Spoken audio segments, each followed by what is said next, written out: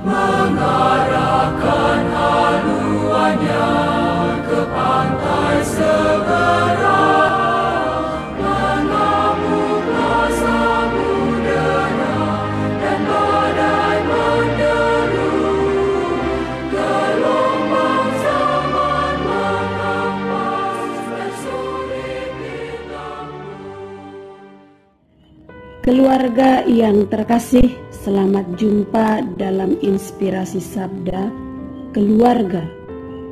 Sabtu 18 Februari 2023. Bacaan hari ini diambil dari Injil Markus bab 9 ayat 2 sampai ayat 10. 6 hari kemudian Yesus membawa Petrus, Yakobus dan Yohanes, dan bersama-sama dengan mereka ia naik ke sebuah gunung yang tinggi.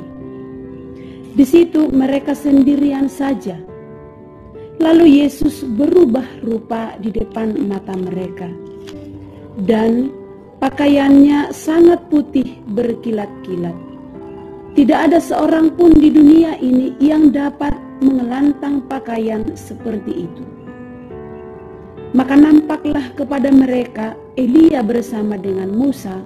Keduanya sedang berbicara dengan Yesus.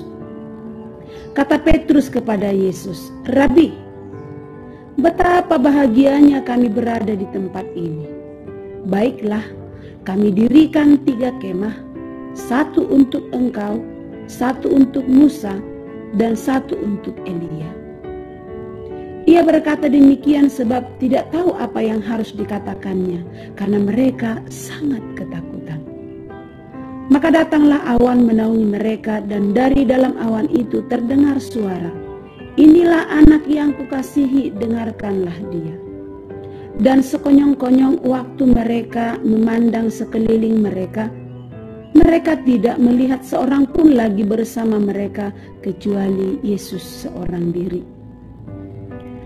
Pada waktu mereka turun dari gunung itu, Yesus berpesan kepada mereka supaya mereka jangan menceritakan kepada seorang pun apa yang telah mereka lihat itu, sebelum Anak Manusia bangkit dari antara orang mati.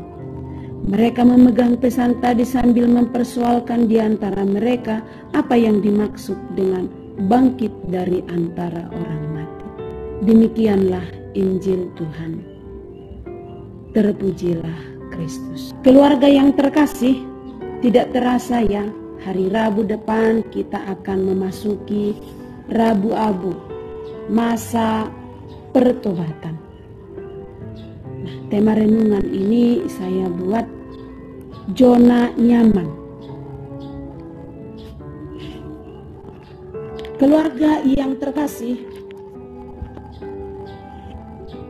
pengalaman yang paling enak dan nyaman adalah saat-saat kita retret untuk kaum terpanggil. Waktu retretnya selama 5-6 hari. Dan kaum awam waktu yang lebih sering diambil adalah 2-3 hari. Saat retret semua mengalami rasa nyaman, dan tempat retret menjadi zona nyaman. Seperti seorang bayi yang dalam kandungan ibunya yang selalu nyaman, merasa nyaman. Suasana retret juga demikian. Mengapa nyaman? Pertama, masuk pada suasana baru, lepas dari kesibukan rutinitas. Makanan selalu enak, berbeda di rumah sendiri. Ada yang mengarahkan, mendampingi oleh pembimbing retret, sebagaimana yang dialami oleh Petrus dan temannya. Semua jadwal teratur, serasa tak ada yang kekurangan, sebab pembimbing membuat yang terbaik supaya peserta retret mengalami kasih Tuhan. Tentu dengan mengalami kasih-Nya pasti nyaman. Di balik dari rasa nyaman ini, harus berani untuk keluar dari zona nyaman demi tugas dan tanggung jawab. Harus kembali ke rumah. Keluarga yang terkasih, Yesus sudah memberi teladan kepada kita tentang sejenak menyediakan waktu untuk berdoa, Yesus mengajak muridnya ke gunung yang tinggi supaya tidak terganggu. Dan di sana Yesus berubah rupa yang sudah terang semakin terang, serta berbincang-bincang dengan Elia dan Musa. Barangkali mereka merencanakan apa program untuk tahun depan. Barangkali. Nah, ketika wajah Yesus berubah, Petrus dan teman-temannya serta merta merencanakan program untuk mendirikan kemah agar tinggal lebih lama dan suasana zona nyaman selalu milik mereka. Keluarga yang terkasih, perubahan wajah Yesus menjadi titik sentral dari Injil Markus dan sangat penting dalam Perjanjian Baru.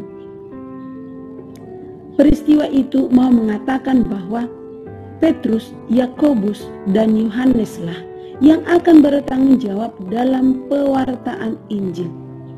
Sebagaimana Musa dan Elia dituntun oleh Allah ke Gunung Kudus untuk menyaksikan kemuliaannya. Seperti yang ada pada kitab Keluaran 33 ayat 18. Sama halnya dengan rasul yang dipimpin oleh Yesus untuk menyendiri di gunung yang tinggi. Pastilah sama dengan kita, umat kesayangannya. Dituntunnya saat kita keluar dari zona nyaman. Zaman sekarang khusus keluarga, ibu, bapak, dan anak sudah sangat merasa nyaman dengan bermain HP. Entah itu saat kerja, makan, atau entah itu saat jalan-jalan. Sehingga kebersamaan berkurang, bahkan mungkin hilang. Hal ini masalah kecil bagi kita, tapi infaknya besar dalam keluarga yang dianggap sebagai pendidikan dasar. Keluarga yang terkasih, untuk anak-anak sekolah, dalam karakter mereka sudah jauh dari yang sebelumnya. Apa yang membuat? Tentu pengaruh zaman sekarang yang sangat tinggi. Dan itulah yang membuat zona nyaman semakin tinggi dirasakan. Maka mari kita keluar dari zona nyaman itu, kembali lagi berbenah menjadi ibu dan bapak yang sungguh-sungguh pendidik utama dalam keluarga. Memang sulit, tapi harus dimulai. Mari, keluarga yang terkasih, bapak ibu, saat ini belum terlambat. Secara khusus bagi keluarga yang masih ada anak kecil. Kita jadikan mereka menjadi masa depan gereja dan bangsa yang berkualitas. Semoga